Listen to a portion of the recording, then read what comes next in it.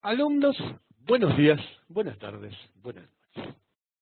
Y bueno, ya estamos avanzaditos en nuestro curso, ya andamos por la clase número 4, en donde vamos a ver los personajes más importantes de nuestra historia, digamos. Es decir, los más comunes, los que existen en mayor cantidad, que son los resistores, los capacitores y los inductores. ¿Tá? Ya tenemos una idea de lo que es un resistor. ¿Está? Ya tenemos alguna idea, lo vimos. Bueno, si tenemos dos cuerpos cargados y lo tocamos con esta varilla de vidrio, esa varilla de vidrio tiene una elevada resistencia y no se descarga ni si la tomamos con una varilla de cobre. O sea que ya tenemos una idea de lo que es un resistor, sí. Pero todavía no tenemos una idea de cómo se utiliza el resistor en electrónica, cómo viene presentado, nosotros no compramos una varillita de vidrio como queremos un resistor de elevado valor. No, compramos un resistor. Hoy vamos a aprender a ver cómo son los códigos por los cuales vienen subdivididos los resistores, cómo se compran en el comercio, todas cosas prácticas, junto con las cuales vamos a ver las partes teóricas, ¿no?, que necesitamos conocer sobre el resistor, ¿no? Bueno, vamos a la presentación. Introducción. Arriba tenemos un dibujito. Los dibujitos son la síntesis de lo que después explicamos detalladamente en el texto. En el dibujito lo único que tenemos es un bloque que dice energía eléctrica, ¿tá? Una flecha, se le aplico a un resistor y el resistor genera calor. Algo sencillísimo, pero esta imagen que ustedes tienen acá la tienen que tener presente, ¿sí? La tienen que meter adentro de su cerebro, más que tener presente, la tienen que tener adentro de su cerebro mientras ustedes se dediquen a la electrónica. ¿Está? Que si yo agarro energía eléctrica y se la aplico a un resistor, el mismo genera calor. ¿Ah? Claro, pero entonces los resistores sirven nada más que para hacer estufa. No, no. A veces nosotros necesitamos generar calor como elemento primario, ¿sí?, en una estufa justamente. ¿Está?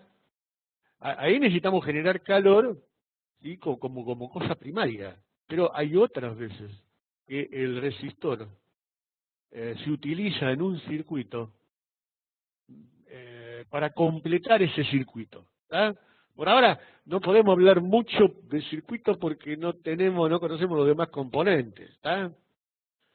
Pero sabemos que el resistor es uno de los componentes más importantes, pero a él lo van a acompañar otros componentes. Entonces el resistor se conecta a otros materiales. ¿Está? Claro, en el circuito va a generar calor, porque si hay un resistor se genera calor. Va a generar calor, pero no es el elemento principal. ¿Está?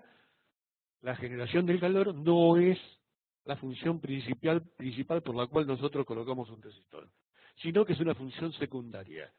¿Está? La primaria puede ser interactuar con otro componente. Para que un componente interactúe con otro, solemos colocar un resistor entre los dos. ¿Está? Así que el personaje más común de la electrónica es el resistor. Pero no es el único, ni el único tipo de personaje. En efecto, los componentes se pueden clasificar en componentes activos y pasivos. ¿Tá? Activos y pasivos. Esa es la primera gran subdivisión que hacemos dentro de, bueno, acá lo digo personaje, dentro de los componentes de la electrónica, activos y pasivos. Dentro de los pasivos se encuentran otros personajes que vamos a presentarles. ¿Tá? Por ejemplo, el capacitor, el inductor, el transformador, el potenciómetro, que sería un resistor variable, un resistor que no tiene un valor fijo, sino que puede variar. Y el transformador, que es una variante del inductor. ¿Está? Bien, al final de la clase de hoy vamos a tener todo esto redondeado, así lo vamos redondeando de a poquito. ¿Está? Entre los componentes activos se encuentran todos los otros. ¿Está? ¿Cuáles son todos los otros? Bueno, por ejemplo, el diodo, el transistor, la válvula termoiónica, los tubos de televisión, las pantallas LCD, las pantallas OLED, etcétera, etcétera, etcétera, etcétera. A estos se los llaman componentes activos, pero la mejor manera de explicar cuáles son es justamente diciendo son los componentes que no son pasivos. ¿Eh?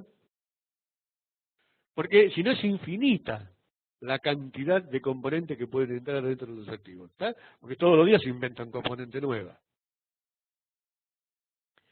En nuestro estudio vamos a hablar de la personalidad de nuestros sectores, los componentes. ¿Ah? ¿A qué personalidad tienen esos componentes?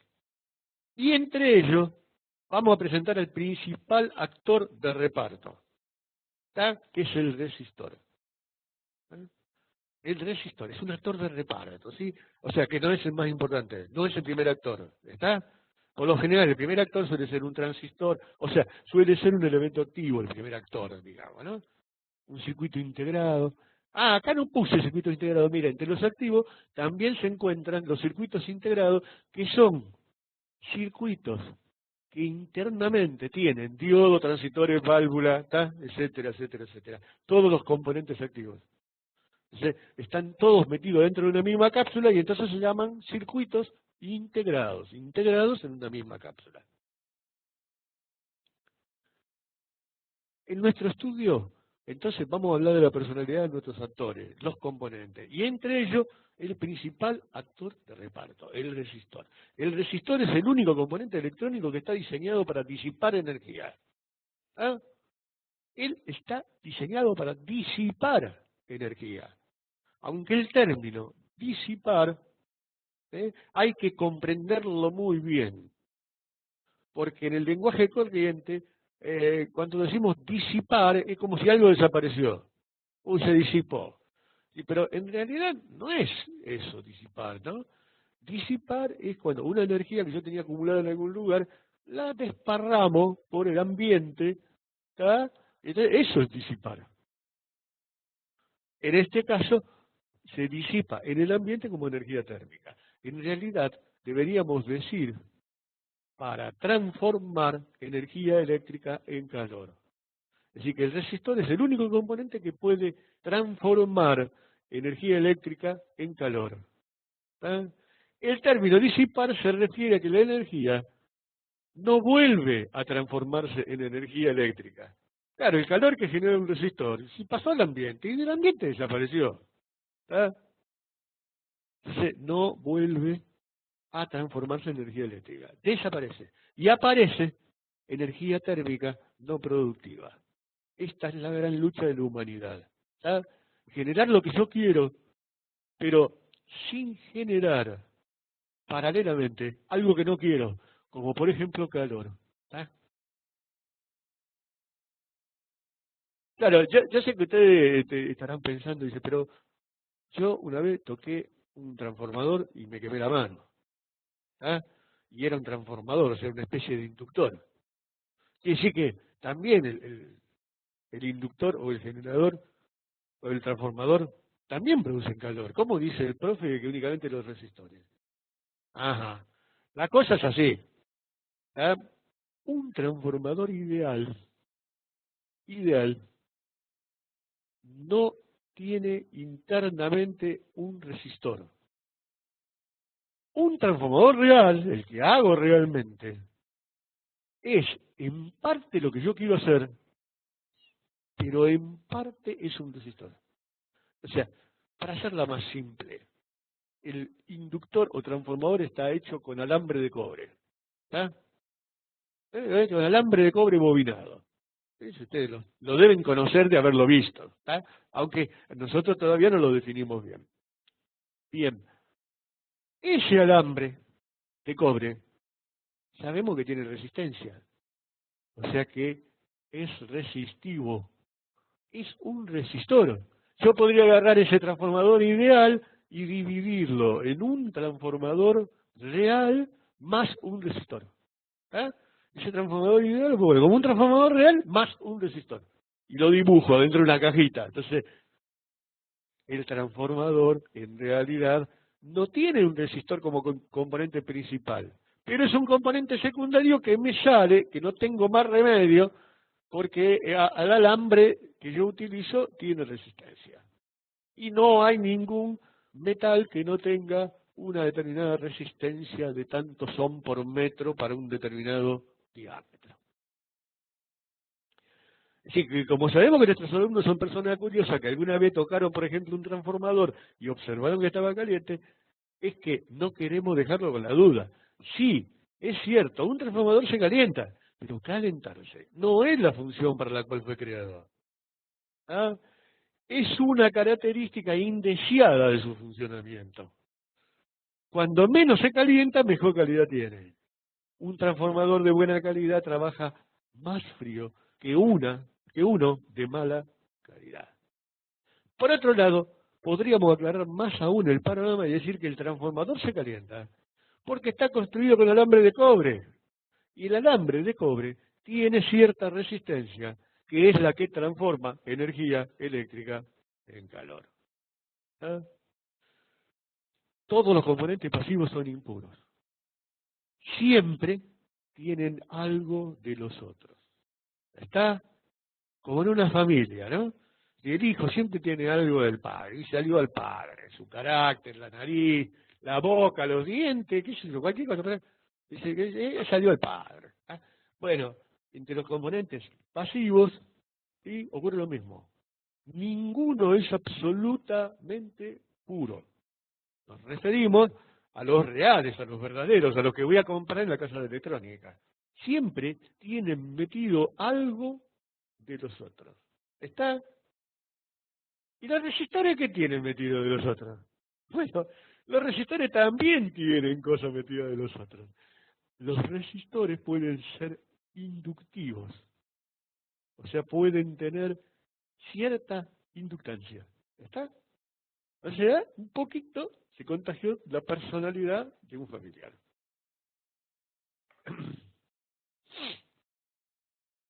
Bueno, ahora, yo le dije, pero así nomás, ¿no? Y se lo enchufé y ustedes se callaron la boca y no dijeron nada. Que el resistor se calienta. Pero yo no dije por qué. ¿Por qué se calienta un resistor cuando circula una corriente eléctrica por él? ¿Ah? ¿Por qué? Y acá vamos a hacer al revés. Vamos a ver primero el texto y después nos vamos a leer al dibujito. A las moléculas o a los átomos que forman a nuestro resistor no les gusta que le peguen. Como no le gusta a nadie. ¿A quién le gusta que le peguen un cachetazo? Cuando les pegan, reaccionan, igual que las personas, calentándose. ¿Ah? Se ponen. ¿Ah? Y bueno, ¿quién les pega a las moléculas? ¿Sí? Las moléculas no puedo pegar un cachetazo, ¿no? ¿Pero quién les pega a las moléculas? Los electrones que circulan por el resistor saltando de átomo en átomo del material que la forma. ¿Está? O sea, las resistencias están hechas con material. El material ese tienen moléculas. Esas moléculas tienen átomos. Por esos átomos van circulando electrones. ¡Ojo! No es que yo agarro, ¿no?, un resistor y se lo pongo por una patita, ¿tá?, se lo pongo por la patita de la derecha y sale el mismo resistor por la pata de la izquierda. No, el mismo, perdón, electrón por la pata de la izquierda.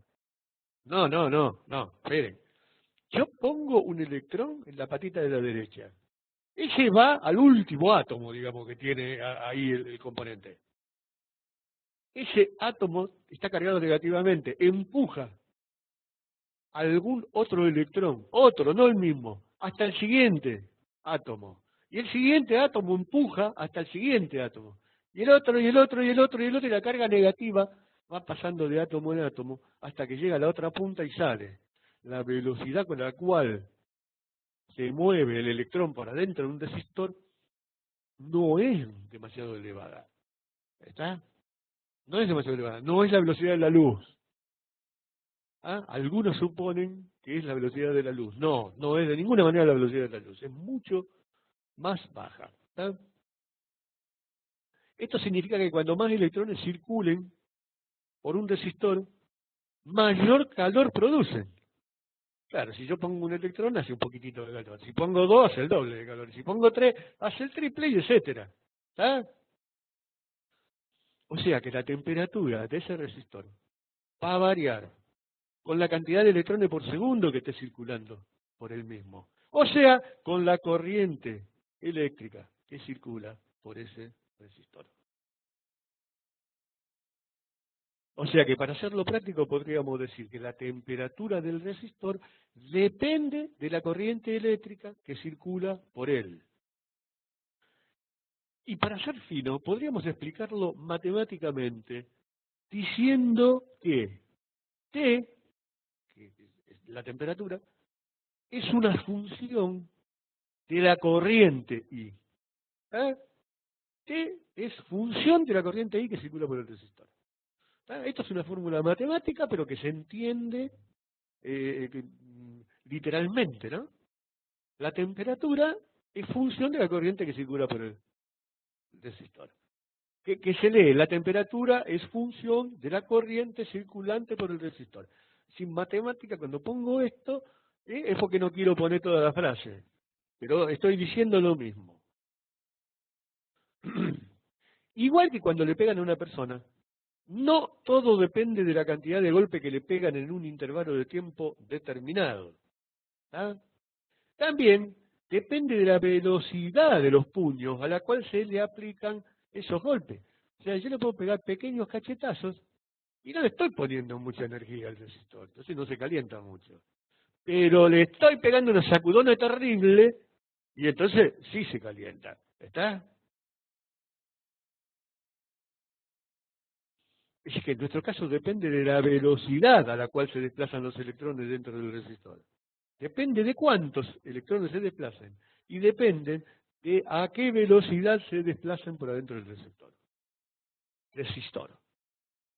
En nuestro caso, ¿sí?, la velocidad con la cual se desplazan los electrones adentro del resistor es proporcional, depende de la diferencia de potencial o tensión aplicada al resistor.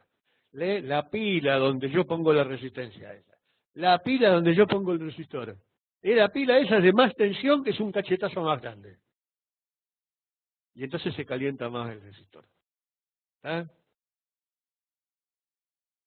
Es decir, que nosotros matemáticamente también podríamos decir que T es una función de la tensión. B. Atención.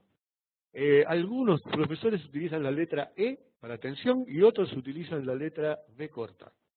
¿Tá? ¿Por qué?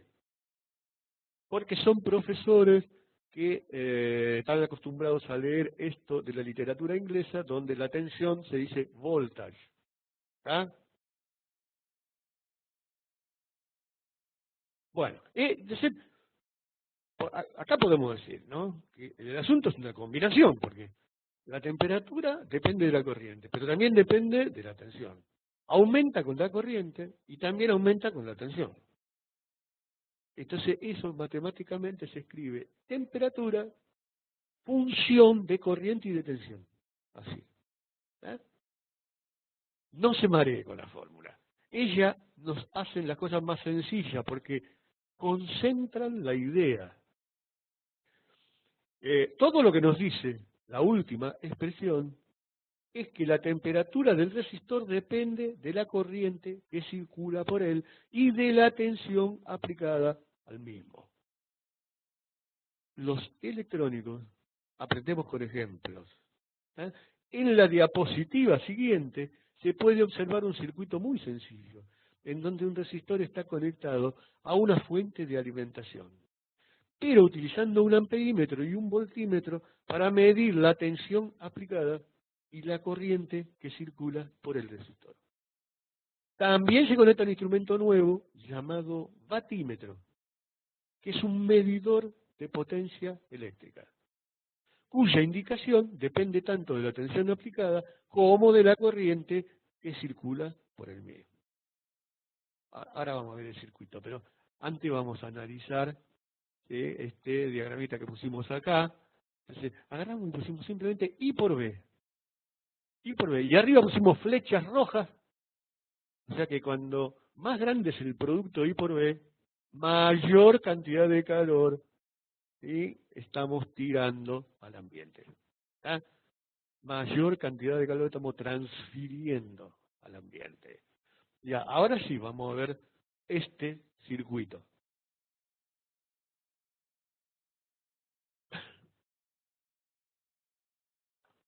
Bien, acá tenemos un circuito y este circuito tiene una fuente de 12 voltios, ¿ah? Un voltímetro para medir la tensión de esa fuente, un amperímetro para ver la corriente que circula por el circuito, y luego el circuito. El circuito. Como a mí no me gusta dar ese circuito que no tenga una función determinada, así que cada vez que doy un paso, estoy dando un paso para explicar algo que realmente existe. ¿Está? Esto que está acá es utilizado en nuestro taller de reparaciones. ¿Ah? Lo primero que se repara o se arma en un laboratorio de electrónica es un amplificador de audio. ¿Está? El amplificador de audio es lo que nosotros colocamos en eh, iba a decir el tocadisco, pero es un poco antiguo. Pero, digamos, el reproductor de disco CD. ¿No? Usted puede comprar un reproductor de disco CD y no escucharlo con el propio parlantito, que es una porquería chiquitito, sino que sacarle la señal a él, al disco CD. ¿No? Sacamos la señal. ¿Tá? Eh, y después, bueno, no hace falta que yo les explique a ustedes lo que es un bafle con un parlante. ¿Está? Ustedes saben que el bafle con un parlante es lo que genera el sonido, la música, ¿está? Y que hay unos bafles enormes, y hay otros que son más chiquitos, ¿está? Pero es un elemento que genera sonido. ¿Está? Eso es un bafle. ¿Está? Pero cuando yo voy a reparar, cuando yo voy a escuchar ese reproductor de CD, se lo pongo directamente al bafle, no escucho nada. No escucho nada. ¿Por qué? Y porque el bafle necesita mucha energía para que se mueva el parlante. Y el lector de CD o de DVD entrega muy poca energía. Entonces se ríe el bafle, no genera nada. ¿Qué se hace entonces? Se pone un amplificador entre los dos elementos. Es un amplificador de energía eléctrica que se transformará luego en energía acústica. ¿Ah? O sea, mi transformador genera energía eléctrica. Esa energía eléctrica la voy a circular por el bafle y el bafle genera energía acústica. Que en definitiva es energía mecánica en el parlante. ¿Qué tipo de energía? Bien, si yo tomo una superficie plana y la hago vibrar, el aire se desplaza, vibra junto con la superficie plana. ¿Está? Bueno, ese aire en movimiento es la energía acústica. ¿Está? Ese aire en movimiento es la energía acústica, no es otra cosa. Ahora, ustedes imagínense, en las pruebas, ¿está? Me traen para reparar una lectora de CD, un amplificador de audio y un bafle. ¿Está? Y el cliente no sabe qué es lo que está dañado. Me trae todo para reparar porque no funciona. ¿Está? ¿Yo qué voy a hacer? Voy a probar ese amplificador de audio con el bafle. Y si el amplificador de audio tiene una falla tal que me lo quema el bafle, entonces no puedo utilizar el bafle. Tengo que utilizar algo equivalente a ese bafle. ¿Y qué cosa es equivalente a un bafle de sonido? Resistores. Resistores. El bafle tiene un parlante y el parlante tiene una bobina de la cual solo importa la resistencia eléctrica que tenga. ¿Ya? Habitualmente los parlantes son de 4 ohm, de 8 ohm, de 16 ohm. Y a veces se ponen dos parlantes de 4 ohm en paralelo, ¿tá? Que hacen 2 ohm. ¿Tá? Dice, ¿qué necesitaría tener entonces yo como sustituto de ese bafle? un circuito como el que está acá, que tenga 4 resistores de 15 ohms, ¿ah? Con llaves puestas en serie, de manera tal que yo puedo conectar un resistor o conectarle otro en paralelo o conectarle otro más en paralelo u otro más en paralelo. ¿Ah? ¿Pero por qué por llave? Porque como dijimos, hay parlantes de diferentes resistencias y características. ¿Ah? Empezando tal vez en 4 ohms. Pero ¿y cómo? Bueno, fíjense. Hay diferentes tipos de parlantes. Nuestra carga debe ser ajustable por pasos. Con una sola llave cerrada, tengo un parlante de 15 ohms. En realidad tendría que ser de 16 porque los parlantes son de 16. Dice, pero ocurre que 16 ohms no es una impedancia de parlante conseguible. Si no se consiguen los de 16, los de 15, perdón. Los fabricantes los fabrican en 16. Pero los resistores se consiguen de 15 ohms. ¿Eh? O sea, cuando yo lo voy a comprar, no hay de 16, hay de 15. Bueno, entonces hago algo aproximado. Cuando cierro una sola llave, la SW1, es como si tuviera un parlante de 16 ohms, aunque en realidad tiene 15. No le va a pasar nada al amplificador. ¿Ah? Si cierro 2 llaves, voy a tener la mitad. ¿Ah? Porque nos damos cuenta inmediatamente, la mitad de la corriente pasa por acá y la otra mitad pasa por acá. Entonces es como si tuviera la mitad de la resistencia, porque las resistencias están en paralelo. Y si 2 resistencias de igual valor se ponen en paralelo, el resistor equivalente es la mitad de cualquiera de ellos. La mitad de 15, 7,5. El resistor de 7,5 que acabo de formar me sirve para probar baffle de 4 ohms. ¿Ah? De 8 ohms, perdón. Para probar baffles de 8 ohms. Y cuando bajo las 4 llaves, tengo parlante de 4 ohms, de 3,75 en realidad. Pero los uso como de 4. Estos son los valores más aproximados a los necesarios, que son de 16, de 8 y de 4. ¿Está? No pusimos el D2, pero ya no hace falta que le diga yo cómo modificar este circuito para que también tenga 2 ohms de resistencia. ¿Qué tiene que hacer? Y tiene que poner otro resistor, ¿sí?, con una llave que sea equivalente a estos 4, que como dijimos es de 4 ohms. O sea que tiene que poner en paralelo otro resistor de 4 ohms, que no hay de 3,9. Entonces, cuando baja ese, ¡pum!, tiene también el parlante de 2 ohms. Acá yo lo diseñé todo con resistores del mismo valor para que sea más fácil. Pero también se puede diseñar con resistores de valores diferentes. ¿Está? La carga se debe armar con resistores de alambre de 15 ohms, 25 watts. O sea, usted lo va a ir a pedir a la casa de electrónica y lo va a pedir así. Resistor de alambre de 15 ohms, 25 watts. ¿Está? Entonces van a venir y le van a tener un resistor del cual después vamos a ver la fotografía. ¿Está? ¿Por qué de 25 watts? Y porque yo dije que la potencia era función de la tensión y de la corriente. La tensión es 12. ¿Ah? Y la corriente es 1,6. Si multiplico 12 por 1,6, ¿sí?, esto aproximadamente me va a dar unos 20 ohms, 20 watts, perdón. Esto quiere decir que con un solo resistor ya puedo trabajar con amplificadores que entreguen 25 watts. ¿Está? Con un solo resistor. Ya puedo trabajar con amplificadores que son para 16 son 25 watts.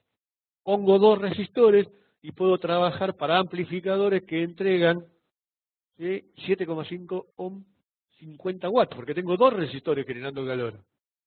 Entonces es el doble de potencia. Hay 2 resistores iguales generando calor, el doble de potencia, listo. Los instrumentos permiten medir la potencia de salida del amplificador de audio que se representa por la fuente B1.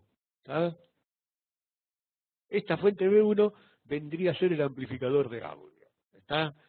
Todavía no podemos hablar demasiado de esto, porque esa fuente que yo puse ahí es una fuente de continua, como si fueran pilas, o como la fuente que nosotros compramos ya de continua. Y el audio es alterna. La continua no se escucha. ¿Está? Yo le aplico continua a un bafle y lo único que escucho es ¡pluc! O sea, el bafle, el cono del parlante se mueve y se queda quietito, porque le puse una tensión continua. Y, ojo, no lo hagan por un tiempo demasiado grande, porque como no sale energía acústica y entra energía eléctrica, la bobina móvil del parlante genera calor y se quema. ¿Está? En cambio, cuando yo le coloque verdadera energía eléctrica, ¿sí? Como la de audio, verdadera energía eléctrica de audio, del parlante está sacando energía acústica. Entonces, la tensión que yo le pongo la transforma en energía acústica más calor. ¿Está? En dos tipos de energía. Y no solo en calor, en térmica.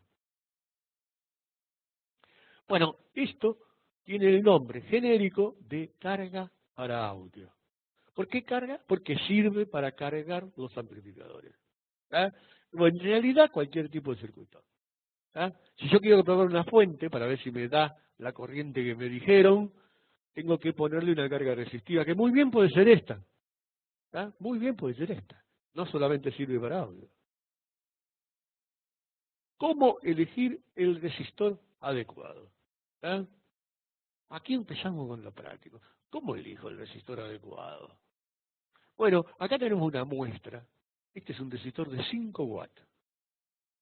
¿Ah? Este es un resistor de 1/8 de watt. ¿Ah? Estas dos son resistencias fijas. O sea, tienen un valor resistivo. Normalmente en las grandotas está anotado. Esta es de 1K, o sea, 1000 ohms. ¿Está?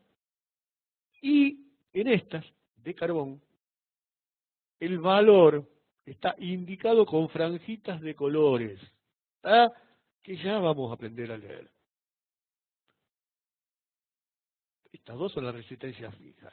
Hay otra resistencia fija que la dejamos para un poquitito más adelante. ¿Está? Y estas que están acá son las resistencias variables. Es decir, esto tiene un eje y yo al eje lo muevo y cambio el valor de la resistencia. De 1K pasa a 500 ohms, pasa a 50 ohms, de acuerdo al eje. También existen resistencias variables que tienen un ejecito ranurado, y yo le pongo un destornillador. A estas se las suelen llamar semivariables, porque están colocadas dentro de los equipos y no se tocan permanentemente. ¿Tá? Estas son las que suelen tener la perillita con la cual yo le controlo el volumen al amplificador. ¿Está? Bueno, vamos a tomar una ginebrita. Vamos a tomar una ginebrita para aclarar la voz.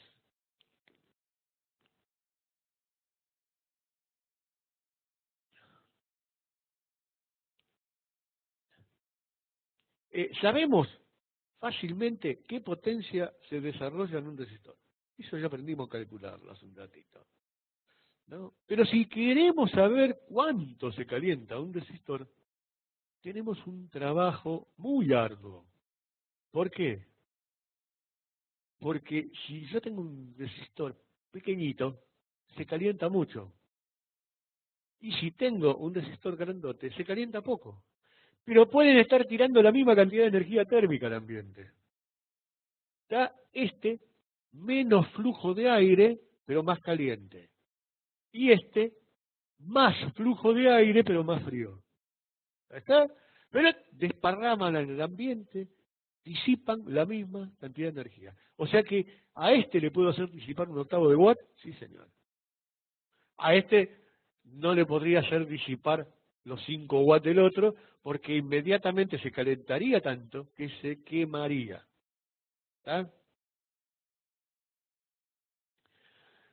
En realidad todo lo que podemos decir hasta ahora, y en realidad lo único que necesita saber el reparador, el técnico, ¿no?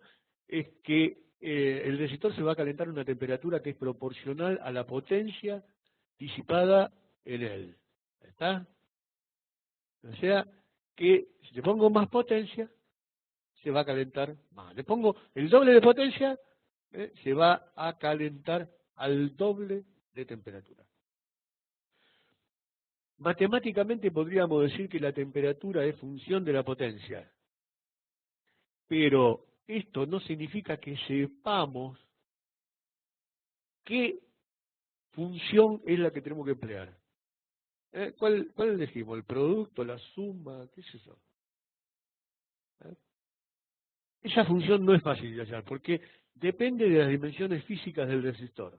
Como ya dijimos, la función del resistor es transformar energía eléctrica en energía térmica o calor. Es decir, que se calienta el ambiente, el aire que lo rodea. Y si yo tengo un resistor como este que tiene mayor superficie exterior, calienta mucho aire. ¿Eh? En cambio, este tiene poca superficie exterior, calienta poco aire. Es decir, que todo depende de la superficie externa en contacto con el aire. Un pequeño resistor se va a calentar más, pero va a generar menos cantidad de aire caliente. Con el tiempo, el ambiente se va a calentar a la misma temperatura, pero el resistor no. El resistor se calienta más, y si llega a su temperatura máxima de trabajo, se quema y tenemos una falla eléctrica en el circuito. En realidad, al diseñador de un circuito no le interesa saber a qué temperatura se calienta un resistor. Lo que le interesa saber es, es saber qué resistor debe colocar en una determinada parte del circuito para que no se queme con la temperatura ambiente máxima en la cual va a trabajar el equipo. Así que por esta razón, cuando usted va a comprar un resistor de, por ejemplo, un K, el vendedor le pregunta, ¿de qué potencia? Y usted le dice, entonces, lo que sea, 0,125, sería un cuarto de watt, ¿ah? Un octavo de watt, en fin, usted le dice la potencia que quiere. Un octavo y un cuarto son pequeños, están construidos con carbón. Internamente esto es un tubo, ¿sí?, que está bañado, digamos, con carbón y que luego tiene un espiralado. Y bueno, eso es una resistencia. Después está pintada y nada más. Y en las puntas de ese tubo hay casquillos metálicos que hacen contacto con ese cilindro de carbón. Y esta que está acá, esta tiene en cambio una resistencia dentro de alambre. Y un alambre enrollado. Y un alambre enrollado generalmente sobre un hilo de amianto. En realidad, no sé si ahora será amianto, porque el amianto está prohibido porque es cancerígeno. Debe ser otra cosa lo que utilizan en este momento.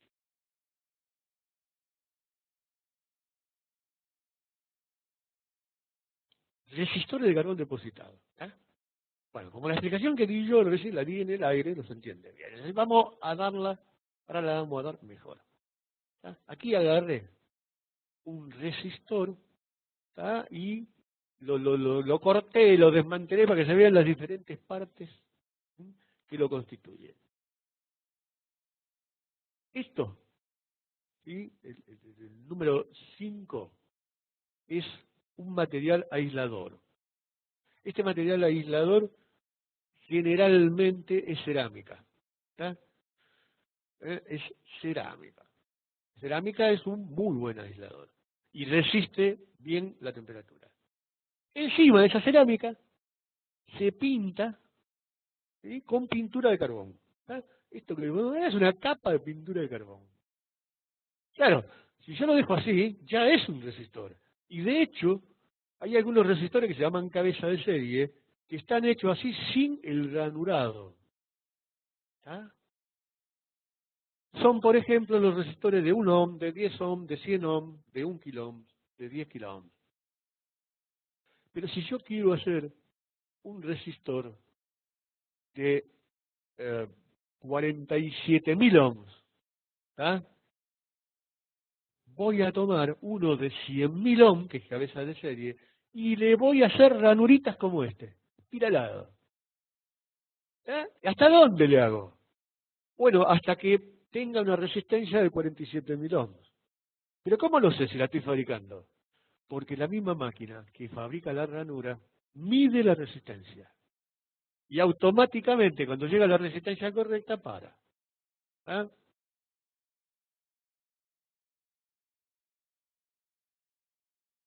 Entonces, decíamos, el carbón depositado se fabrica depositando carbón sobre un cilindro de material cerámico, ¿sí? Luego se agregan casquillos metálicos con terminales de alambre sobre sus puntas, estos que están acá, estos casquillos, ¿está? Para que haga contacto, ¿no? Y yo lo puedo soldar al resistor. Y por último se cubren con una pintura epoxi que soporta la elevada temperatura. Y posteriormente se pintan las bandas de color que indican sus características, ¿ah? Que son la resistencia, ¿sí? La tolerancia, o sea, no son precisos los resistores. Voy a comprar un resistor de 1 ohm y puede ser que me vendan un resistor de 1,1, de 1,05, de 0,95. ¿Está? Eso es la tolerancia del resistor. ¿Qué tan exacto es? ¿Está? Y bueno, y por el tamaño se determina la potencia. Reconocemos la potencia.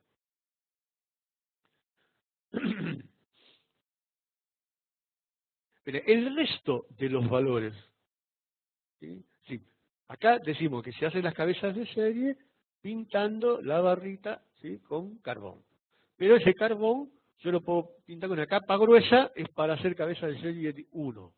Lo pinto con una capa un poco más fina para hacer cabeza de serie de 1K. Y así sucesivamente. Hay resistores hasta de 10 megohms, 10 millones de ohms.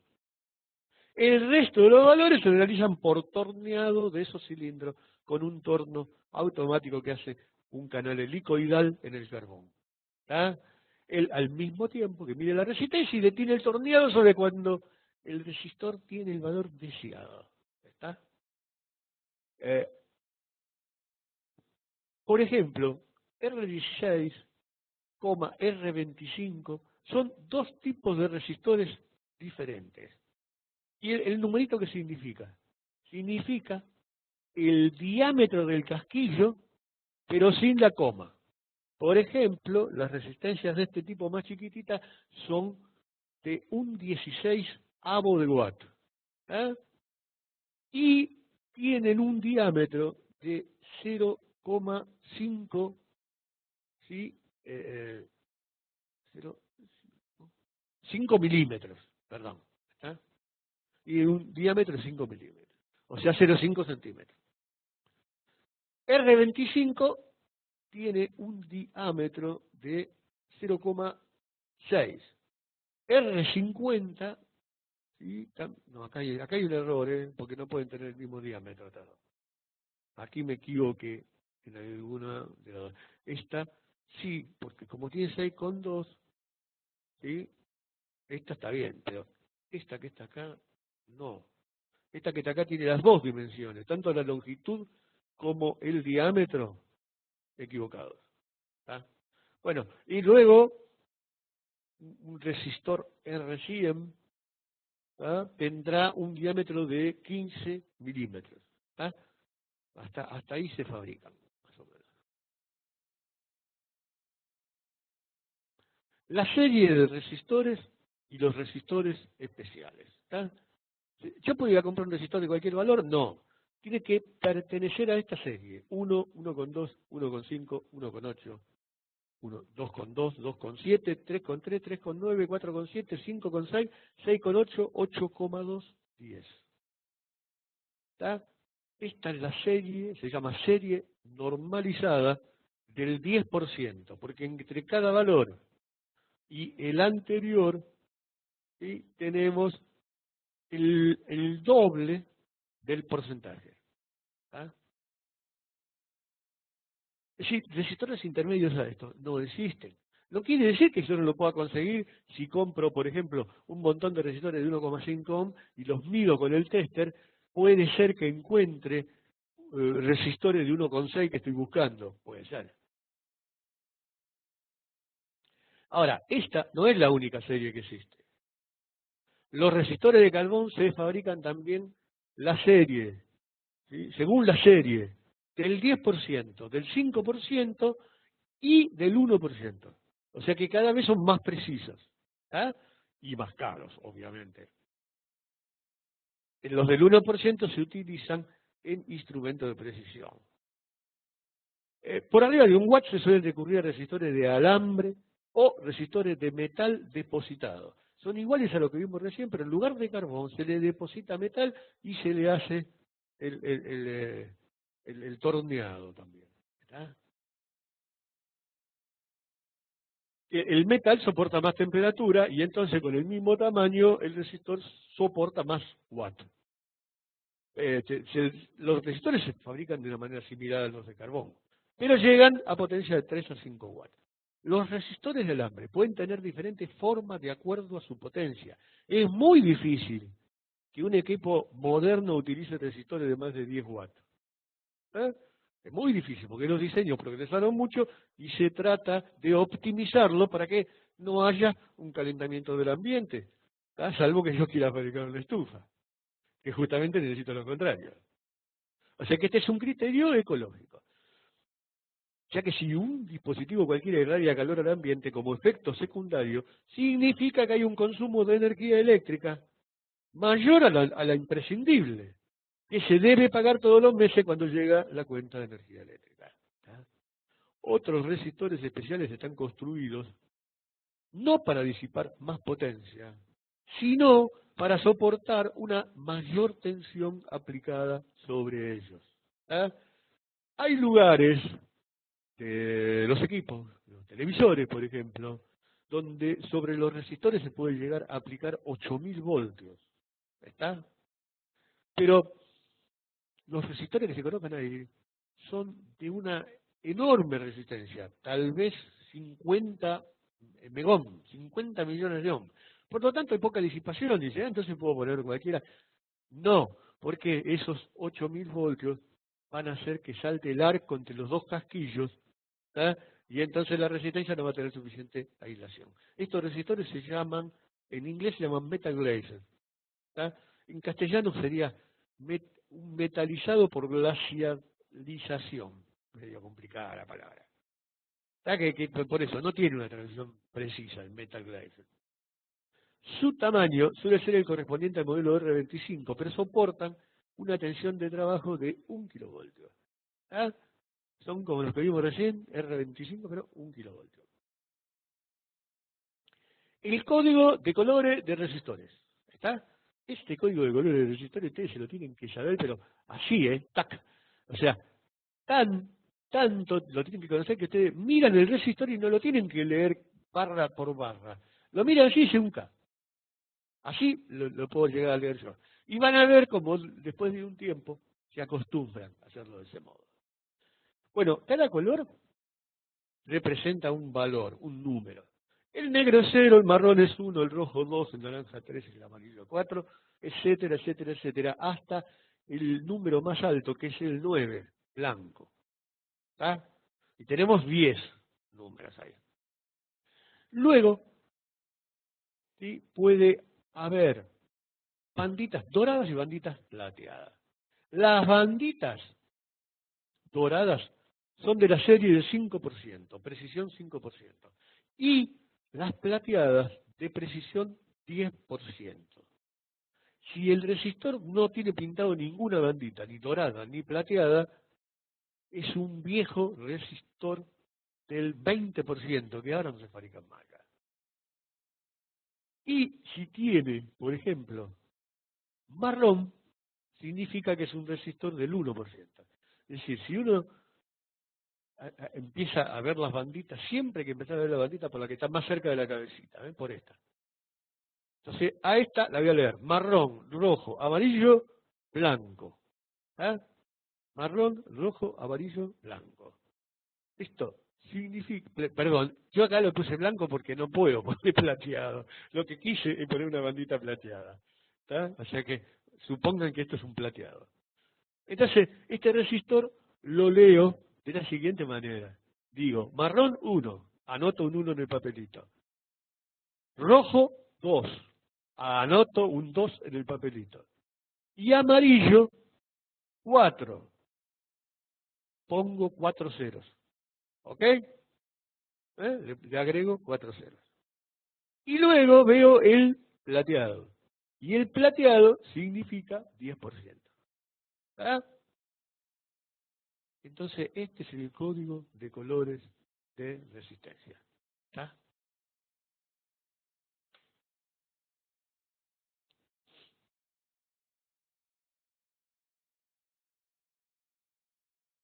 Vamos ahora a los resistores más modernos. Resistores de montaje superficial. Si ustedes abren un equipo moderno, chiquito o grande, si abren un teléfono celular, es obvio que van a ver nada más que resistores pequeños como este, muy chiquititos. ¿Ah? Pero también puede que abran un televisor de 50 pulgadas. 50 pulgadas, un monstruo la pantalla. Y adentro va a tener una plaquetita chiquita y resistores del tipo de los que estamos viendo acá, que se llaman resistores de montaje superficial. Estos resistores de montaje superficial, ¿sí?, tienen forma rectangular, ¿ah? Son más bien chatos, o sea, no tienen mucha altura, son más bien chatos, eh, tienen un cuerpo cerámico, o sea, por lo menos lo que se ve desde afuera es una cerámica, y sobre la cerámica está grabado el valor del resistor. ¿Ah? Pero está grabado de una manera muy particular. Por ejemplo, este está grabado 104. ¿Es de 104 ohm? No, no es de 104 ohm. Es de 10.000. Porque se pone un 1, un 0, corresponden a estos dos números, y luego la K, que significa, ¿sí?, 4 ceros. Entonces, esto es de 10.000. No, no es de 10.000, está equivocado. Es 100.000 K. De 100K o 100.000 ohm. ¿Tá? Sí. Tenemos primer dígito, segundo dígito, multiplicador. ¿Tá?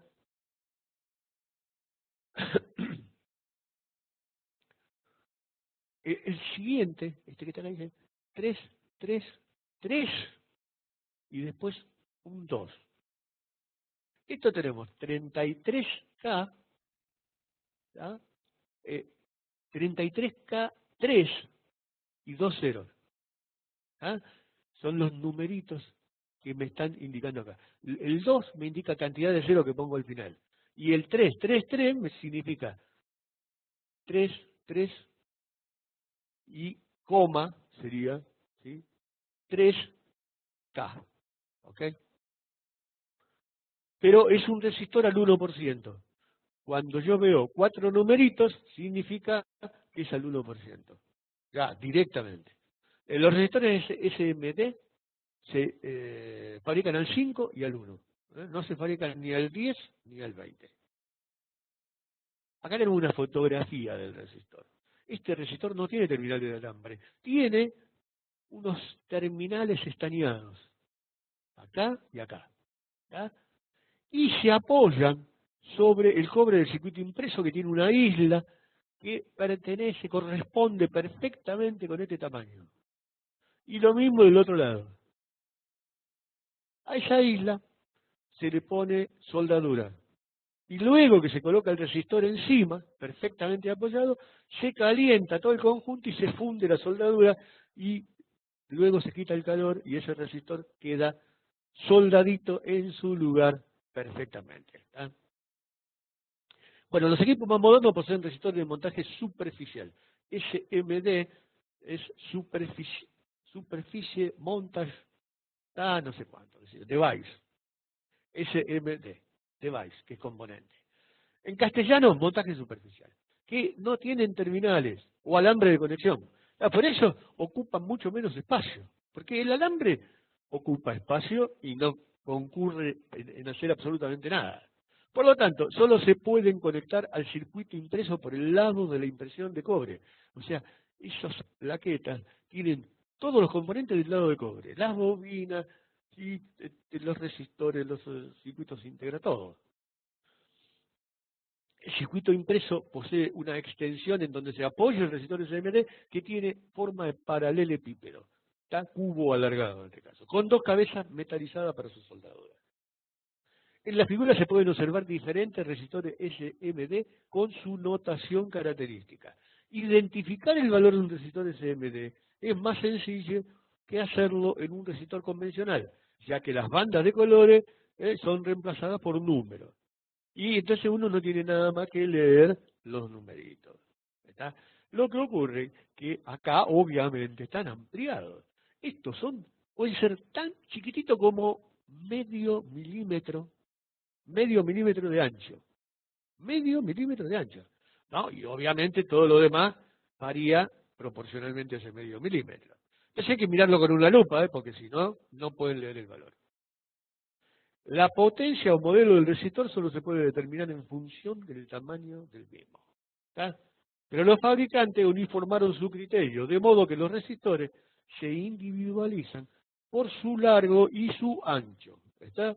O sea, teóricamente ustedes podrían ir al comercio y comprarlo por el largo, el ancho y el valor de resistencia. Pero no se gasten porque en el comercio estos todavía no los venden. ¿Está? Por lo menos acá en la Argentina. En la fotografía se puede observar un resistor cuyas medidas reales son de 12 de largo por 6 de ancho y 1 milímetro de altura. ¿Está? 12 por 6 por 1.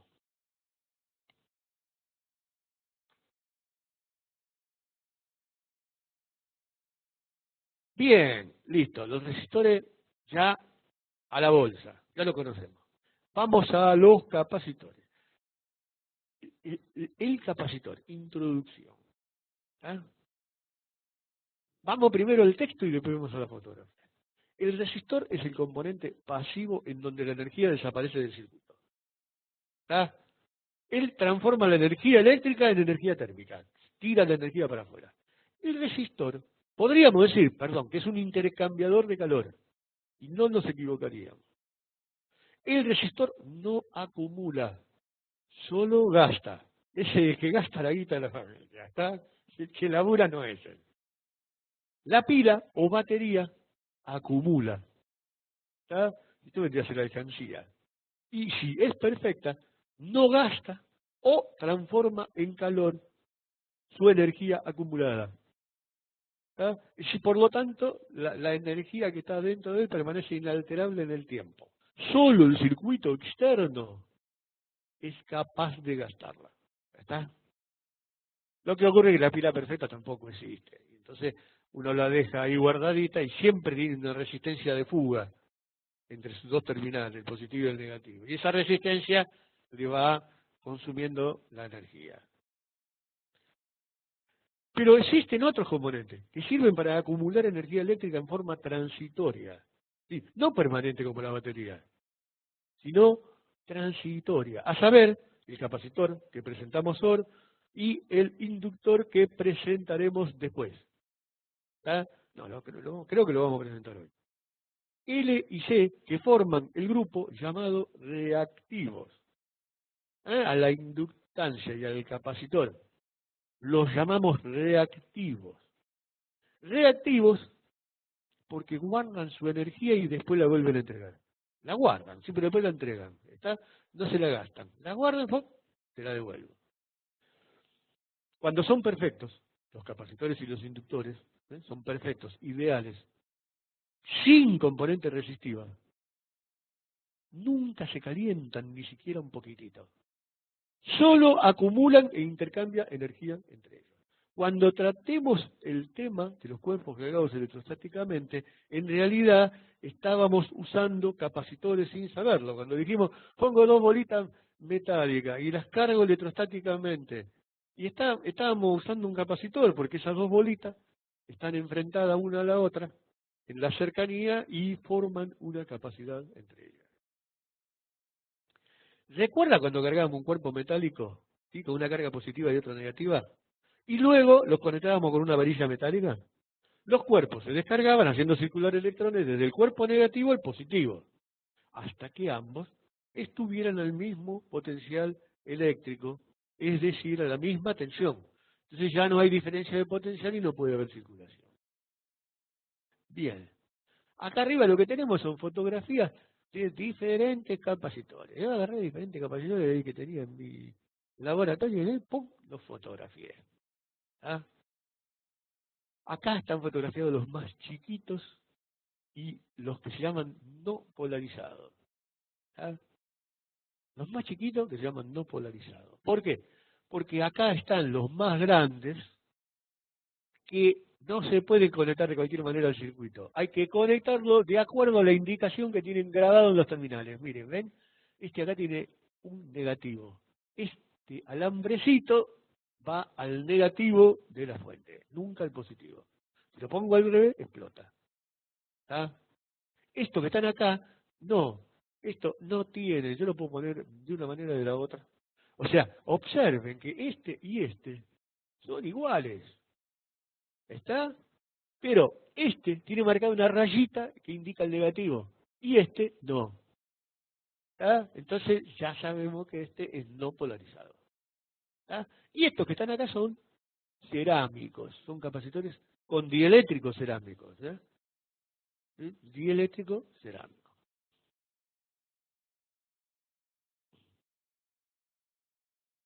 La carga de un capacitor. Vamos a ver la carga de un capacitor. En el dibujo solo tenemos dos bolitas metálicas cercanas. ¿Está? Con este dispositivo tan simple vamos a establecer algunos conceptos muy precisos. Para cargar el capacitor elemental solo se requiere un cuerpo cargado por frotamiento, una pila o un generador mecánico de tensión continua, dínamo o fuente de alimentación. ¿Ah?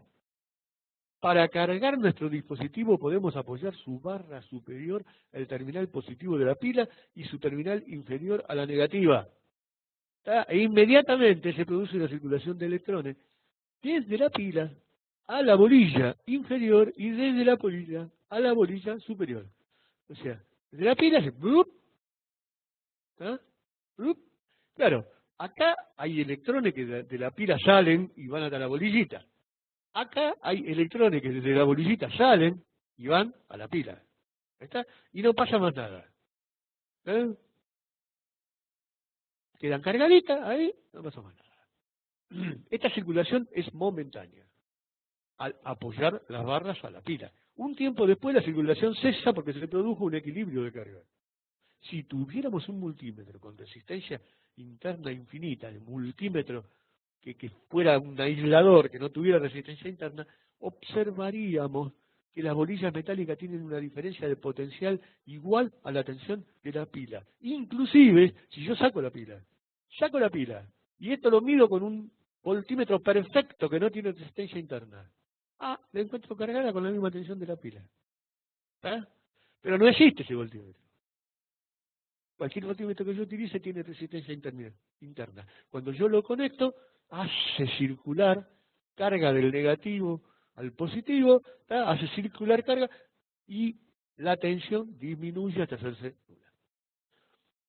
Como usted sabe, en nuestra especialidad todo se representa con un circuito. En el siguiente vamos a observar la representación de un capacitor elemental con una forma muy característica, formando un circuito que nos permitirá cargar y descargar el capacitor. El elemento que transforma el circuito de carga en circuito de descarga se llama llave inversora y posee una laminita metálica que hace contacto físico con una u otra sección del circuito. Esto significa tac, tac, tac, tac, tac, tac.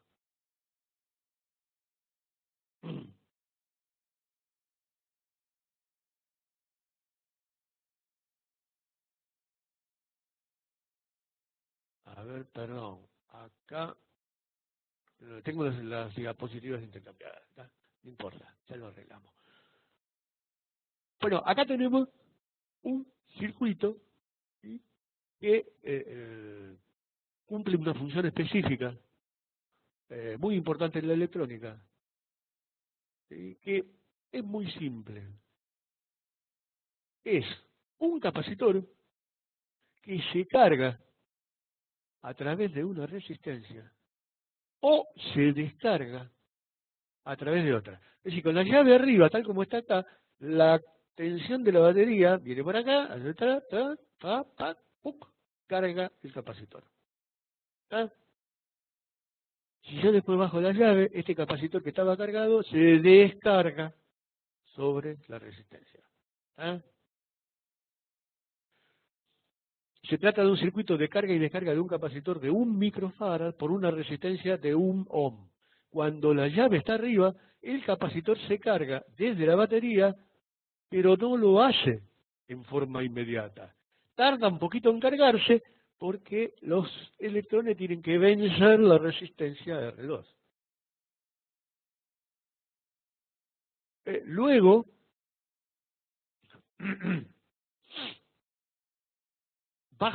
cuando bajo la llave, los electrones se descargan al capacitor, pero no lo hacen de inmediato, porque tienen que atravesar el resistor R1. ¿Está? El instrumento que colocamos acá, el instrumento raro que hasta ahora no usamos nunca, se llama osciloscopio.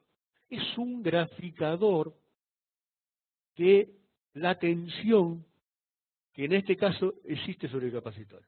O sea que, ¿vieron como los gráficos que encontramos en las empresas que indican cuánto dinero tiene la empresa? ¿Está? Un gráfico que va creciendo y pues, se murió la empresa. Bien. Eso es un gráfico. Y bueno, el que hace eso se llama graficador, en este caso el tipo que lo dibujó. En electrónica tenemos graficadores de la tensión, que se llaman osciloscopios. ¿Eh? Osciloscopios. Osciloscopio porque miden las oscilaciones, quiere decir. De más está decir que en nuestro circuito todo va a depender de qué velocidad se abre y se cierra la llave. Esta llave, ¿qué lo hago? ¿Muy rápido? Tic, tic, tic, tic, tic, tic, tic, o lo hago tic, tic, tic, tic, tic. Todo depende de eso. ¿Tá? En la diapositiva siguiente vamos a ver el gráfico correspondiente a la tensión del capacitor. ¿Tá? No, pero antes de eso vamos a ver la unidad de capacidad que recién lo salteamos. Los capacitores son internamente dos placas, ¿tá?, separadas con un aislador, que generalmente tiene mejores características que el aire, o sea que permite hacer capacitores de mayor valor. Cuando más grande es la superficie de las placas y menor su separación, mayor es la capacidad del capacitor y puede acumular más cargas eléctricas. ¿Tá? La unidad de capacidad, ¿sí?, es el farad o faradio, ¿tá? Pero resulta ser un valor demasiado grande para la electrónica. Así que, por lo común, se trabaja con milifaradios, microfaradios y picofaradios, que corresponden a la milésima parte de un faradio, la millonésima y la billonésima parte del farad. ¿Tá? O, en potencia de 10, para los que sepan matemática, 10 a la menos 3, 10 a la menos 6 y 10 a la menos 2. Esto para lo que hayan hecho en la escuela secundaria, hayan utilizado potencia de 10, ¿está? Entonces, se expresa así. Es decir, que 0,001 faradio, ¿sí?, es 0,00000001 faradio y 0, y un montón de ceros, 1201. ¿Está? Esto es el microfaradio, esto es el milifaradio, el microfaradio y el picofaradio. ¿Está? Bien, esto lo vimos recién, y acá tenemos gráfico. El gráfico de la tensión sobre el capacitor. ¿Va? Predisposición. ¿Está? Los gráficos nosotros los obtenemos automáticamente con el LibreWire. Así que para obtener un gráfico hay que predisponer el LibreWire a los periodos de tiempo correctos. Así que yo me pongo al lado del capacitor, y pico sobre el osciloscopio. Vamos al circuito mejor. Acá. Yo agarro y pico sobre el osciloscopio y cuando lo hago aparece este gráfico. Vacío. Vacío. Pero lo primero que tengo que hacer es adecuar las velocidades de funcionamiento del LibreWire al trabajo que yo quiero. En nuestro caso, vamos a utilizar una base de tiempo de barrido acá. O sea, acá estamos en 2 Acá estamos en 0 microsegundos, 2 microsegundos, 4 microsegundos, 6 microsegundos, o sea, millonésimas de segundos, ¿no? 8, 10, ¿está? Bien. Y en vertical estoy, acá estoy en 2 voltios, en 6 voltios, en 10 voltios. Pero esto lo puedo cambiar. ¿Ah? Si yo pico acá sobre el eje, me aparece una tablita que me permite cambiar la coordenada de tensión. En cambio, esta, la de tiempo, la tengo que cambiar entrando a Tools, Simulation, Timing Control, y después seleccionar un microsegundo. ¿Ah? Y después darle OK. A ver si está acá. No está. No está. Bueno, pero lo tienen acá, no está listo. O sea, la parte de arriba del DivWire, ¿sí? Ustedes tienen Tools. Cuando apretan Tool va a aparecer Simulation. Cuando apretan Simulation va a aparecer Timing. ¿Tá? Más otras cosas aparecen. Usted selecciona la que corresponde. Timing Control y luego un microsegundo. Hay un microsegundo, un milisegundo y un segundo. Entonces usted selecciona un microsegundo para nuestro gráfico. De este modo el graficador responderá a la velocidad deseada y podemos ver una gráfica clara sobre la pantalla. Luego sitúe el cursor sobre el osciloscopio, ¿sí? Y abra una ventana desplegable con el botón de la derecha del mouse. ¿Tá? Seleccione el icono de gráfico y abra un gráfico del tamaño deseado. ¿Está? Así que aquí se lo fui indicando todo punto por punto. ¿Tá? Este es el gráfico del tamaño deseado. Bueno, generación del gráfico. Hasta ahora lo que tenemos es un gráfico en blanco. ¿Está? Generación del gráfico. Comience la simulación. ¿Está? En el botoncito de comienzo de simulación, lo aprieta y comienza la simulación. Y abra y cierre la llave rápidamente. ¿Está? Trac, trac, trac, trac, trac, trac, trac, trac, trac. Bien. Cuando usted haga eso, ¿sí? Va a aparecer una forma, un dibujo como este que usted está viendo acá. ¿Qué es este dibujo? Bueno, en cuanto yo cerré la llave, se empezó a cargar el capacitor. Cuando yo llegué acá, ¿sí? Bueno, perdón, cuando cerré la llave no. Cuando llevé la llave para arriba, empezó a cargarse el capacitor. Cuando llegué acá, llegué la llave para abajo. Entonces empezó a descargarse. Pero antes que se descargue del todo, la volví a pasar para el otro lado y se terminó de cargar. Pero antes que se cargue del todo, la volví a cerrar. Y bueno, y entonces fui trazando tac, tac, tac, tac, tac, tac, tac, tac, esta forma de onda. ¿Está? Ahora vamos al inductor. Introducción. Cuando un conductor de electricidad es recorrido por una corriente eléctrica, alrededor del mismo se genera un campo magnético similar al campo magnético terrestre. O sea, por un cable. Usted ve un cable cualquiera por ahí, si está pasando una corriente, ¿sí? Continua de electrones por ahí, alrededor de él se genera un campo magnético. Que uno lo puede hacer patente con una brújula, por ejemplo. ¿Está? Colocan una brújula al lado de un cable y van a ver que cuando conectan, encienden el velador, hacen alguna cosa, va a ver que la agujita hace un movimiento.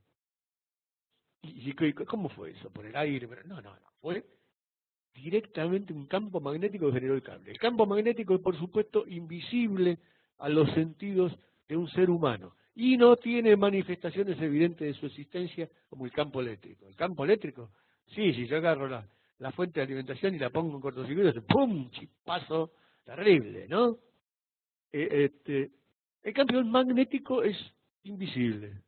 En efecto, si nosotros tomamos nuestras bolitas metálicas y les aplicamos una tensión creciente, llegará el momento en que se producirá un arco eléctrico con manifestaciones luminosas y acústicas muy evidentes. ¿Está? Se podría decir que no es, en realidad, una manifestación del campo eléctrico lo que estamos percibiendo, sino justamente la ruptura del campo eléctrico. Cuando los electrones tienen suficiente energía como para saltar el espacio aislante entre las esferas.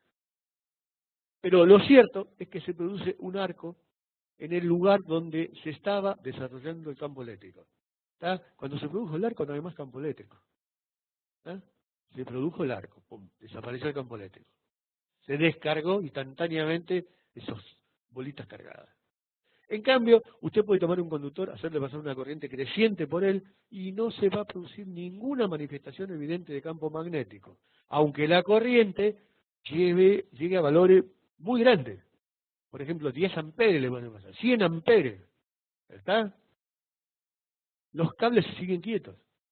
Si queremos estar seguros de que se produce un campo magnético, debemos hacerlo utilizando algún dispositivo sensible al campo magnético. ¿Está? Y por ahora, lo único que conocemos es la brújula, la famosa brújula. Si usted acerca una brújula a un conductor eléctrico recorrido por una elevada corriente, la aguja de la misma se reubica en una dirección diferente al norte. ¿Está? Hace un pequeño o un gran movimiento. Todo depende de la inductancia del inductor. Si es un cable solo, decimos que tenemos un inductor de una espira, porque la corriente va y no vuelve más. Pero yo puedo agarrar el inductor y recogerlo sobre sí mismo, y sobre sí mismo, y sobre sí mismo, y puedo hacer lo que está acá. Y le puedo dar 20 espiras, como está acá, este puede que tenga 1000, qué sé yo.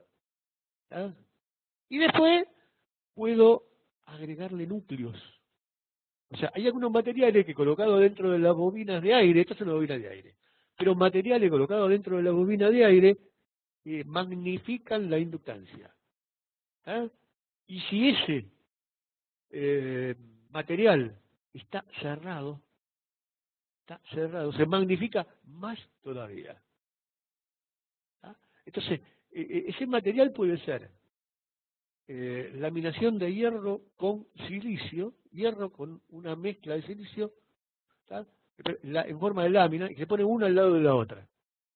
O puede ser ferrite. El ferrite es hierro en polvo, ¿sí? Con una resina epoxi que lo aglomera. Bien, acá hemos dibujado el campo magnético de un conductor. En la figura se puede observar un conductor eléctrico y la forma del campo magnético que se genera a su alrededor. ¿Eh? La forma que se va a generar es esta que está acá. Esta es la forma del campo magnético. Cuando este conductor se enrolla sobre sí mismo, el campo magnético de una espira se refuerza con el campo magnético de la espira anexada. Y así sucesivamente hasta lograr un campo magnético reforzado.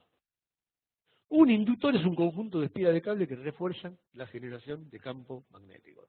Algunos materiales concentran el campo magnético, como por ejemplo el hierro macizo, el hierro pulverizado o laminado. Cuando el hierro pulverizado se lo mezcla con resina, se genera un material llamado ferrite o ferrita. Vamos a comparar el inductor y el capacitor. Antes de analizar al inductor, recordemos la característica de un capacitor. Si usted carga un capacitor y lo aísla, el capacitor quedaría cargado permanentemente. Es decir, que el capacitor es un componente que retiene la carga o tensión eléctrica. Si se conecta un capacitor a una fuente de tensión con un resistor, sabemos que la tensión sobre el capacitor variará suavemente, de modo que debe transcurrir un tiempo hasta que el capacitor se cargue, ¿sí?, completamente. Esto significa que un capacitor se opone a los cambios de tensión, no se carga de golpe. Él no quiere que le cambie la tensión. Entonces se opone, pero bueno, al final se termina convenciendo y aumenta la tensión. Si está descargado, quiere seguir estándolo. Y recién después de tener aplicada una corriente, aumenta la tensión sobre él dependiendo de la capacidad del capacitor. ¿Tá? Si usted pretende cargar un capacitor rápidamente conectándolo sobre una batería, el capacitor protesta. ¿Cómo? Generando una chispa. Es una chispa de corriente. Es rojiza, que inclusive puede arrastrar material de los alambres de conexión.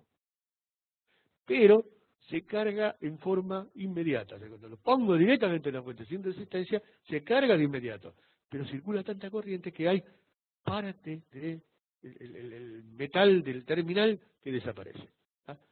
¿Ah? Y veo que está todo comido, el terminal. El inductor tiene características absolutamente inversas. Si usted lo conecta directamente a una fuente, no se producen chispas, porque la corriente aumenta por él lentamente, ya de por sí, dependiendo de la inductancia del inductor. O sea, ese campo magnético que se genera alrededor del inductor se opone a que circulen los electrones, se opone a la corriente. El inductor no quiere que la corriente cambie por él. Se puede decir que un inductor se opone a los cambios de la corriente que circula por él, generando una tensión inversa a la de la fuente que tenemos aplicada. ¿Está? Es la única manera de oponerse a que circule corriente. Acá tenemos una simulación de un circuito con un inductor. Tenemos una batería, tenemos una llave, esta llave nada más se abre o se cierra. El inductor, y le hemos puesto una resistencia en serie, ¿tá? Para poder observar la corriente que circula por el circuito, si queremos, con un osciloscopio conectado sobre el resistor. ¿Tá? Porque el osciloscopio no mide corriente, mide tensiones. Y la única manera que yo tengo de saber que circula una corriente es indirectamente, agregando un resistor en el circuito para que se genere una tensión sobre él. Es decir, la idea es medir la corriente por el inductor al cerrar la llave, pero el osciloscopio solo mide tensiones. Entonces colocamos un componente, que es el resistor, y en el resistor se cumple la ecuación B, voltaje, igual a I por R. Circuito con osciloscopio agregado y gráfico de corriente. ¿Ah? Es el mismo circuito, pero yo le puse un osciloscopio. Y se lo puse sobre el resistor. ¿Ah? Al cerrar la llave, la corriente empieza a crecer en forma de rampa. Al abrirla, desaparece la corriente, porque no tiene por dónde circular. ¿Ah? Y a los 2 milisegundos cerramos la llave y a los 8 la abrimos. ¿Ah?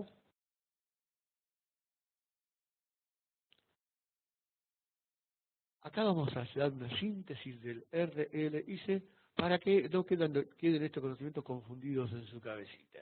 Si conectamos un resistor sobre una fuente, de inmediato se establece una corriente que depende de la tensión de fuente y el valor del resistor.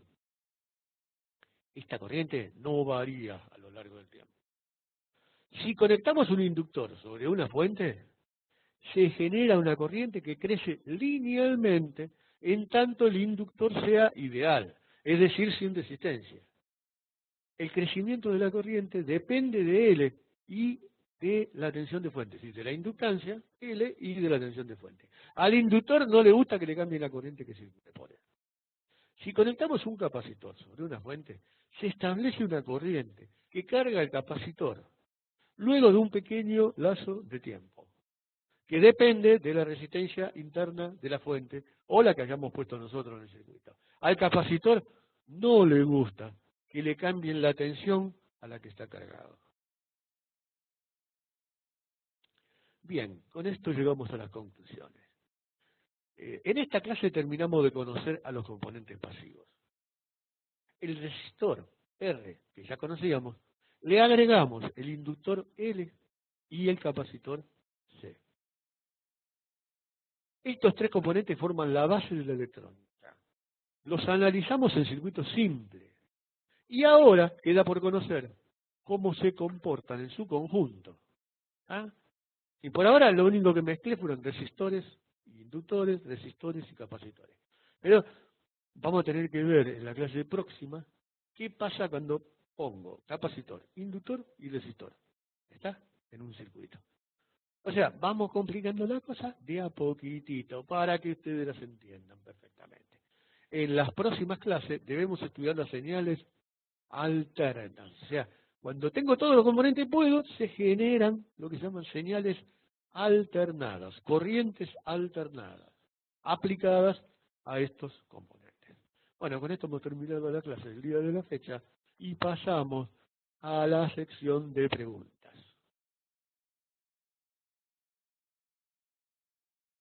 José. Muy bien, profesor. Comenzamos con Carlos López. Entonces, Carlos, te escuchamos. Sí, hola, profe, ¿cómo le va? ¿Qué tal? ¿Cómo andás, López? Bien, le tengo una preguntita, Adelante. espero que no saque el tema mucho. Un parlante, ¿en qué difiere, digamos, que se escuche mejor uno con otro de acuerdo a los auriculares, por ejemplo, ¿no?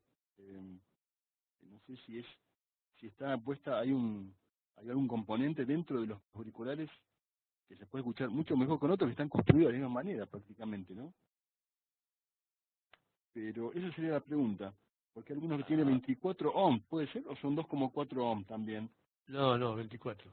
24. Sí. Bueno, está Vos, bien. vos me estás diciendo lo siguiente, sí, hay algunos auriculares que tienen circuito electrónico, además Ajá. de tener el parlantito dentro. Y hay otros que no. Claro, no se nota nada en la construcción tampoco ahí, ¿no? Porque Claro. cuando uno los abre, no se nota nada diferente. Bueno, hay algunos auriculares que directamente se conectan al amplificador, ¿tá? Sin nada intermedio. Y hay otros que tienen circuito electrónico adentro del auricular o en una cajita. ¿Tá? Claro, Por ejemplo, mira el mío, fíjate el mío. Sale de mi orejita y pasa por acá y va a esta cajita. claro, ¿Tá? En esta cajita hay un amplificador y un potenciómetro. Estos auriculares son más completos porque me permiten variar con ese potenciómetro el volumen del auricular. ¿Tá? de acuerdo, de En acuerdo. cambio, los otros tienen el volumen fijo. ¿Tá? Vos lo podés variar, por ejemplo, desde la PC con un Ajá, potenciómetro simulado que te aparece en la pantalla. está bien, está Bien. bien. Sí, ahora no se puede medir directamente un parlante con el tester. Sí se puede perfectamente con el tester en ohms. Te va a Así dar no, no hay una resistencia un poco más baja que la que indica en la carcasa del parlante. Los de sí, 8 cuando ohms te no, van a dar aproximadamente 7,3, una cosa así. claro, cuando no está indicado, ¿no? Porque, Claro, exacto. Bueno, de pero si te da acuerdo. 7,3 vos, ese es de 8 ohms. Bueno. Sí, una preguntita sobre el tema de auriculares. Es en un aparato cuando no, por ejemplo, se rompió el parlante, entonces esa potencia no tiene salida, la que debe salir por el parlante, se quema ya no sé, un inductor o alguna pieza de ese aparato, ¿verdad? Es así. Bueno, depende del tipo de amplificador. Ajá, Si es un viejo amplificador a válvula, sí, ¿sí? Se queman la válvula de salida y el transformador de salida. claro, está bien. Si es un nuevo equipo a transistores, ¿verdad? No se le quema absolutamente nada. Ajá, Al revés, si vos le pones un parlante que se puso en cortocircuito a un amplificador a transistores, se funden los transistores. Aunque la mayoría de los amplificadores tienen una protección que detecta que hay un exceso de corriente y se desconectan. claro, está bien. Bueno, profe, sobre la marcha le digo, Bien, hay una correcto. duda que tengo sobre unas piezas, no sé si son diodos, que lo que único indican es 3 amperes, 200 volts. No tienen Sí, sí, otra, ¿eh? ¿Es Hay así? algunos fabricantes, los diodos lo caracterizan escribiéndole la corriente y la tensión. Nada más que eso. Está bien. Exacto. Son, Es un diodo. digamos, Sí, pero utilizados para rectificación. tienen una rayita indicando cuál es el ánodo y cuál es el cátodo. Son todos de color negro y terminan en punta y en una rayita, digamos, es dorada. No, dorada Plateada. no, es la otra Plateada. Sí, sí, plateada, son sí. diodos. Está bien. Bueno, para sacarme la duda. Perfecto. Hasta ahora es eso. Gracias, profe. Muy bien, de acuerdo. Seguimos, José. Muy bien. Seguimos con Cornelia. Entonces, te escuchamos.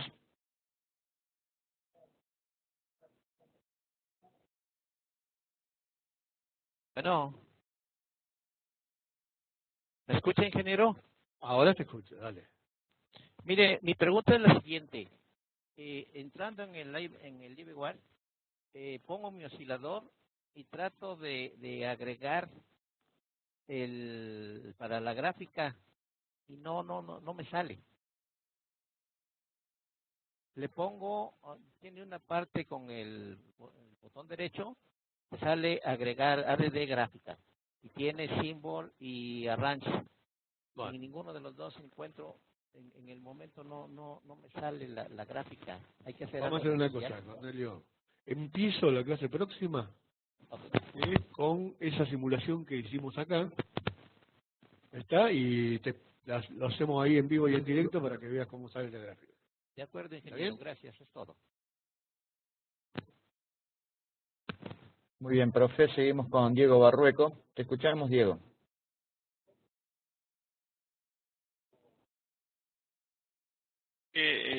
Dos o tres preguntitas, trato de hacerlo lo más rápido posible. ¿Cómo no?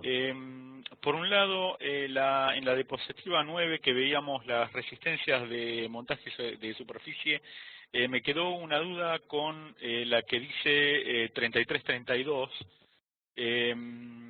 Lo que no veo es de dónde sale la K. O sea, supuestamente esa es una resistencia de, yo lo leería como 33.300 ohm. No, pero no sé, no estoy seguro si la lectura es correcta. O sea, el primer y segundo dígito son los dos primeros números. El tercer dígito es también un 3, pero lo que no veo es de dónde salió la K. O sea, es como por convención que los dos primeros Sí, es son en kilo ohms. no, ¿Perdón? es una convención. Ah, ok. La K es el lugar donde iría la coma. ¿Ah? O Claro. sea, en realidad, esto tendríamos que decir que es de 33,300 K. 33,300K, ok. Claro, Ok, o ¿ah? sea, 33.300 ohm, digamos. No, claro, sí, 33.300 ohms, sí, Ok, correcto. bárbaro. Esa ya estamos. Segundo, vamos a suponer que yo tengo un circuito y digo que, digamos, como para hacerlo más, digamos, como para que no genere tanto calor, en lugar de usar resistencias de 1/8 de watt, uso una de medio watt, por ejemplo, como para que no se caliente tanto. O sea, eso siempre y cuando el valor de la resistencia sea el mismo, no debería generar problemas, ¿verdad? Que yo ponga una resistencia que tenga más capacidad que la que realmente No, debería ir. no, está perfecto. Eso normalmente se hace porque imagínate que vos tenés al lado de la resistencia, qué sé yo, un diodo que es sensible a la temperatura. Sí, ¿Ah? Entonces ponen una resistencia chiquitita y ella no se quema, pero saca calor, mucho calor que le pega al diodo y el diodo cambia mucho la tensión de barrera. bárbaro. ¿Cuál es la solución en ese caso? Pones un resistor más grande que disipa la misma cantidad de energía, pero a menor temperatura y el diodo no se calienta tanto. Perfecto. Siguiente pregunta, diapositiva número 13, que estaba teníamos el capacitor con el osciloscopio y las dos resistencias. La única razón acá como para en realidad, para poner las resistencias es en realidad porque el capacitor supuestamente se debería cargar igual, es para poder leerlo con el osciloscopio, ¿verdad? La R1 y R2 están puestas solamente a los efectos de poder medir la tensión con el osciloscopio, como No, para que no, haya una carga. no, en este no. En este circuito forman parte del circuito. ¿Ah? Si yo Ok, varío esta resistencia, varía la forma de la señal sobre el capacitor. ok, ¿Ah? Si ok. pongo un resistor Ujú. más grande, se carga más lentamente el Más capacitor. lentamente, perfecto. Exactamente. Perfecto, ok, ok. ¿Ah? Ok, digamos, para lo único que sirven es para eso, está bien, bárbaro. Para eso sirven para cargar y para descargar el capacitor. Ok, última pregunta, una Sí. cuestión quizás de concepto, si lo vamos a ver más adelante no hay problema. Me quedó un poco la duda del concepto del capacitor, o sea, entiendo que se carga, que acumula la energía, que lo podemos hacer que se descargue, eso quedó claro. Ahora, lo que no termino de entender es, yo tengo un circuito, ¿para qué quiero ponerle un capacitor que guarde la energía, o sea, ¿por qué no obviarlo y conectar directamente? Eso es lo que no me queda completamente claro. Sí, no, aguantate un cachitito porque eso te va a quedar, se va a ir aclarando a medida que vaya la siguiente clase y la siguiente y la siguiente. Ah, O sea, perfecto, entonces no hay se va a ir problema. aclarando de a poquitito, sí. Listo, muchísimas gracias. No hay por qué.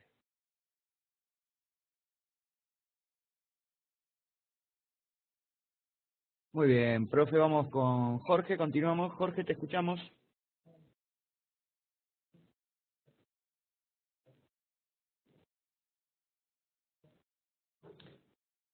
Luis Ortiz, ¿tienes alguna consulta?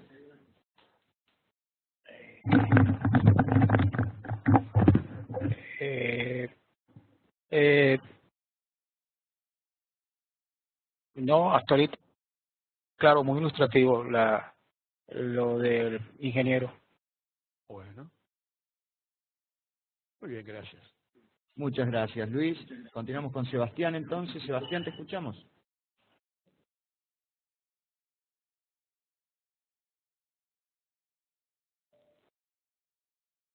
¿Alguna consulta de Sergio? Sergio, te escuchamos. Hola, profe. ¿Cómo está? Hola. Sí, mi consulta es con respecto a los capacitores. Sí, era si, póngase en un circuito, ¿se pueden sumar dos capacitores o más, digamos, para reemplazar uno de una determinada capacidad por dos más Sí, chicos, sí, digamos, si los puedo sumar, digamos? sí, correcto. Cuando vos colocás capacitores en paralelo significa poner el terminal de arriba del de al lado acá y el terminal de abajo, por ejemplo, acá. ¿Tá? Cuando colocás capacitores en paralelo, se suman las capacidades. Si vos Ah, ponés un bien, microfaradio y al lado le pones un punto 47, va a quedar un capacitor de 1.47. bien, perfecto. Y si se lo coloca en serie, ¿qué pasaría? Y lo colocás en serie, hay una fórmula de cálculo, que la vamos a ver más adelante, en realidad el capacitor reduce su capacidad. Vos dirías, entonces no sirve para nada si reduce la capacidad. Sí, pero aumenta la tensión de aislación. Ujú. O sea, se le puede poner más tensión a ese conjunto en serie. Bien. Y la última pregunta era con respecto a un personaje, como le dice usted, el varistor, ¿qué función El cumple? varistor, sí. Y, Bueno, el varistor eh, vendría a ser un resistor, pero cuyo valor de resistencia no es fijo, ni tampoco es variable mecánicamente, sino que varía de acuerdo a la tensión que se le aplique. Si le aplicás una tensión baja, tiene una determinada resistencia, y si le aplicás una más alta, tiene una resistencia distinta. ajá, pero su función, ¿cuál vendría a ser en sí? La función es proteger. Por ejemplo, vos colocás, Como un fusible. claro, pero en este caso va en paralelo con lo que vos querés proteger. ¿Ah?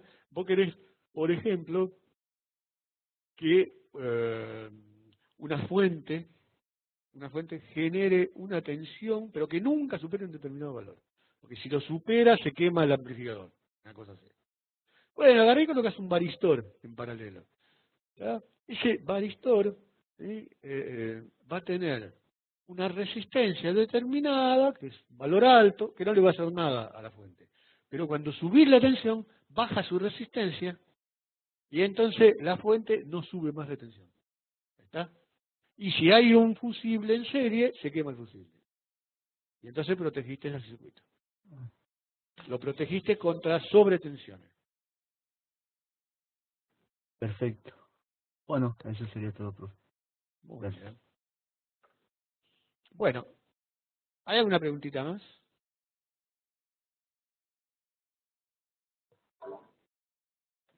Sebastián quiere preguntar, José. Muy bien, profesor Sebastián, te escuchamos.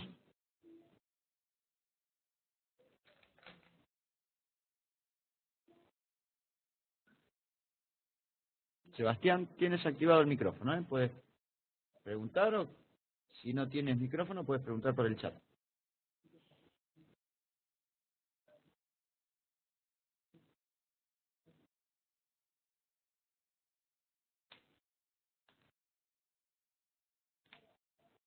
Bueno, al parecer, profe, Quedó como el penado 14 haciendo señas y nadie lo entendió.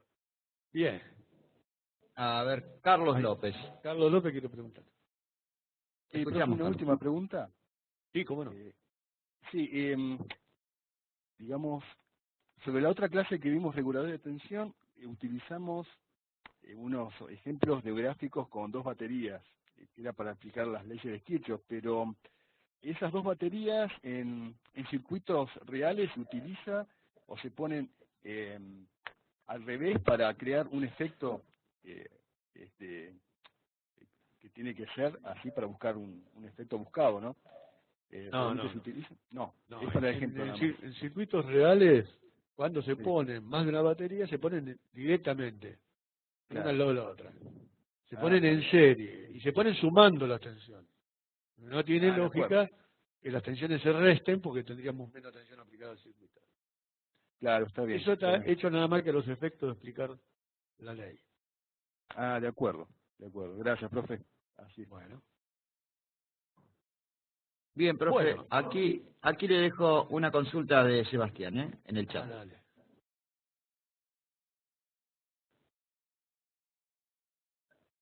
Dice, el capacitor electrolítico tiene la función de mantener la tensión en el tiempo. Sí, claro. Los capacitores electrolíticos son los que más mantienen la tensión, ¿sí?, a lo largo del tiempo. Así que si yo lo cargo al capacitor desde una fuente, permanece encargado mucho más tiempo que los no electrolíticos porque tienen una mayor capacidad. O sea, son más capacitivos. ¿Está?